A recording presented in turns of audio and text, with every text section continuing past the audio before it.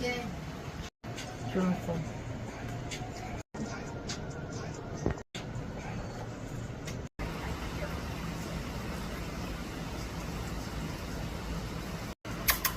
Meow.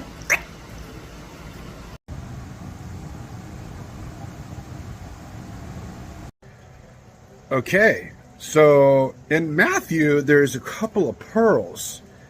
We got Matthew chapter 14, verses 30, and Matthew chapter 14, verses 50.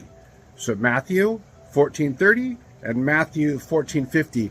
Read these two Bible verses, maybe 2 or 3 times, and pray afterwards and see what the Spirit helps you understand. It's very good to spend time in God's Word and in prayer.